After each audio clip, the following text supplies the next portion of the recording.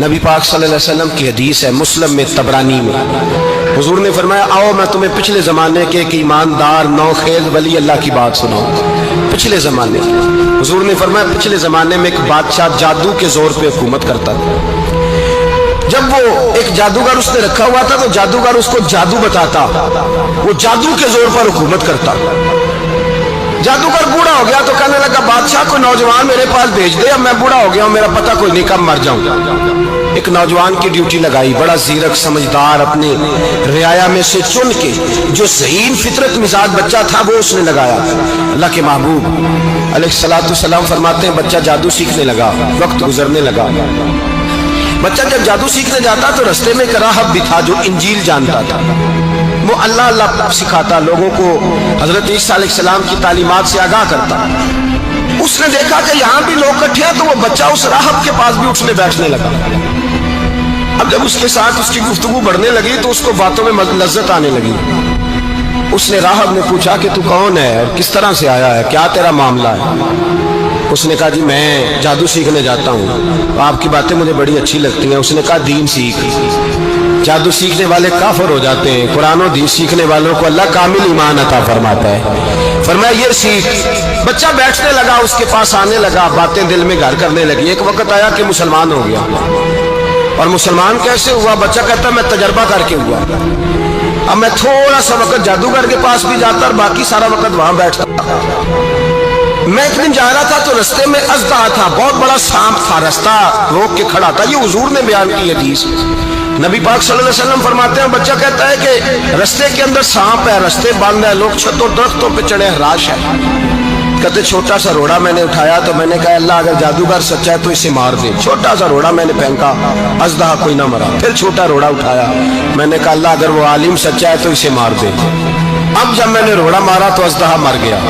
میرے اندر سے گواہی آئی نہیں دین کی باتیں سچی ہیں، نہیں قرآن کی باتیں اسلام سمجھانے کے لیے عرض کر رہا ہوں، اگرچہ اس دور میں انجیل تھی، اللہ رسول کی باتیں اچھی ہیں۔ کہتے میں مسلمان ہو گیا، اب میں نے راہب کے پاس ہی رہنا شروع کر دیا، جادوگر کے پاس چھوڑ دیا، اس بچے نے آنا۔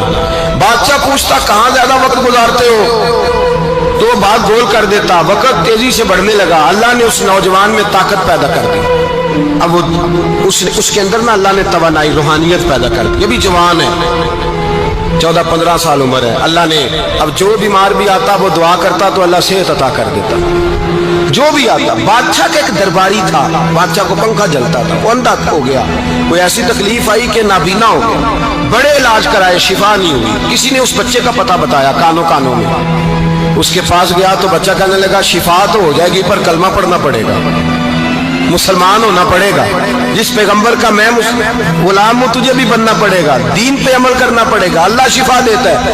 اس نے کہا تو مجھے کلمہ پڑھا، مجھے شفا دے، میں تیار ہوں۔ اس نے کہا شفا تو اللہ دیتا ہے۔ اس نے اللہ تبارک و تعالیٰ کا ذکر کر کے دعا مانگی، یہ مسلم شریف میں حدیث ہے، طبرانی میں موجود ہے۔ اللہ نے اسے شفا دی، اس نے کلمہ پڑھنا شروع کر دیا۔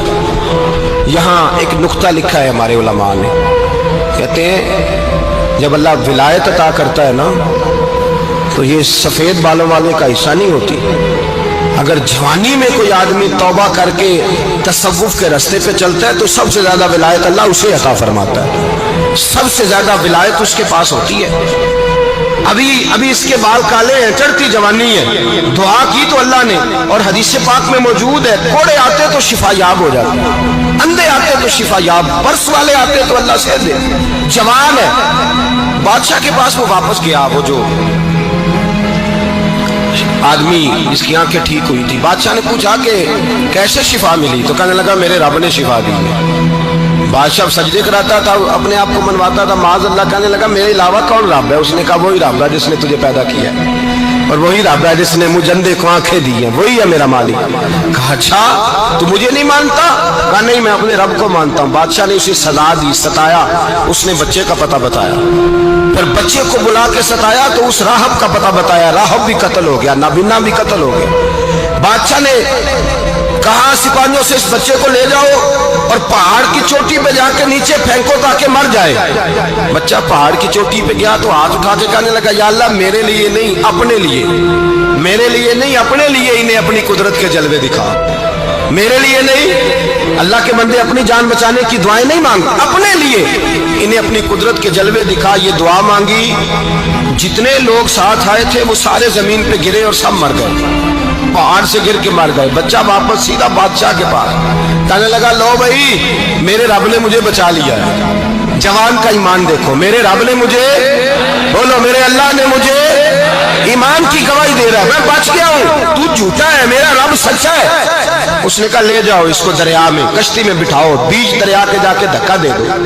बैठे कश्ती में, दरिया के बीच गए और जब जाके वहां उसको धक्का देने लगे तो उसने कहा अल्लाह मेरे लिए नहीं अपने लिए।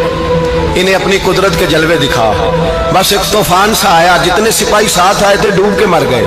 वो बच्चा उठा और सीधा फिर बादशाह के पास, उसी के पास कहने लगा, लो भाई मेरे रब ने मुझे बचा लिया है, तेरे पास आया हूं। वो कहने लगा, तू क्या मुसीबत मेरे गले पड़ गई है, कैसे जान छूटेगी?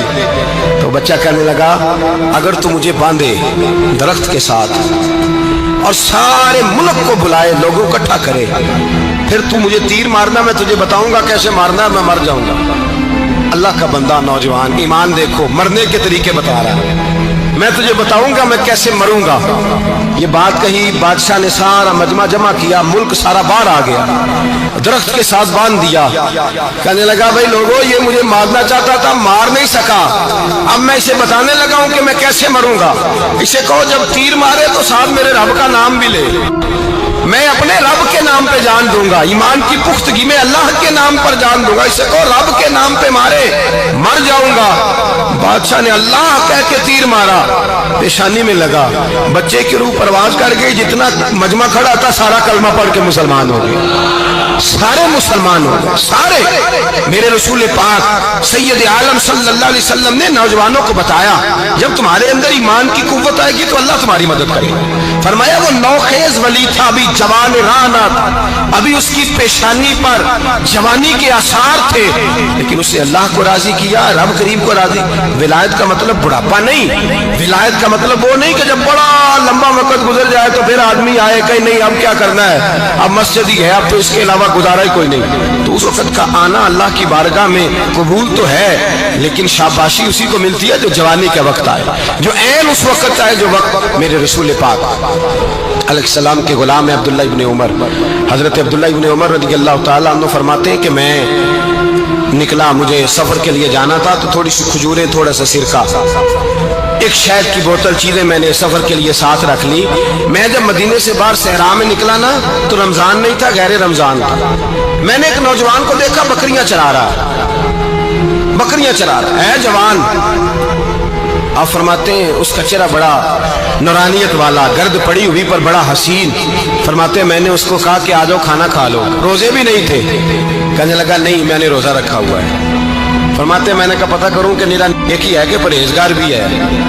नेक वो होता है जो नमाज पढ़े रोजा रखे, परहेजगार वो होता है जो गुनाह से बचे, वो परहेजगार होता है। कब पता करूं परहेजगार भी है कि नहीं? कहते मैं करीब गया तो मैंने जाकर उसको कहा भाई तेरी बकरियां बड़ी प्यारी है, मेरा दिल करता है कि बकरी मुझे दे दो। कहते वो जवान, गुर्बत भी, परेशानी भी, पर दामान तवक्कुल की ये खूबी है कि उस पर पाबंद लगे होते हैं, धब्बे नहीं होते। गुर्बत है, कहा जनाब एक बकरी दे दो। आने लगा जनाब बकरियां मेरी नहीं, बकरियों का मालिक कोई और है। कहते मैंने आजमाने के लिए कहा कि बकरियों के मालिक को कहना एक बकरी भेड़िया ले गया है, कह देना भेड़िया ले गया है। तो कहते उसने मेरी तरफ देखा, गर्द से उसके बाल लटे हुए, आंखों में रोशनी, चेहरे पे इत्मीनान, लबो लहजे में ईमान की ताकत। नौजवान कहने लगा हुजूर बकरियों के मालिक को तो कह दूंगा भेड़िया ले गया है, जब अर्श का मालिक पूछेगा तो क्या जवाब दूंगा, अल्लाह को क्या जवाब दूंगा? कहते हैं मैं कांपने लगा, उसकी बात सुन के वापस आया, जो काम निकला था वो छोड़ा, वापस लौट आया। मैंने पता किया किसका गुलाम है, पता चला फला आदमी का है। कहते मैंने पहले गुलाम खरीदा, फिर पता किया तेरे पास बकरियां कितनी है, उसने कहा 400। कहते मैंने मालिक से सारी बकरियां खरीदी, फिर गुलाम को बुलाया, फिर वो बकरियां तोहफे में दी, तोहफे में। कहने लगा हुजूर ये सारा कुछ मुझे कैसे मिला? मैंने कहा तेरा ईमान बड़ा पुख्ता था तो मेरे रब ने तुझे इनाम अता फरमाया।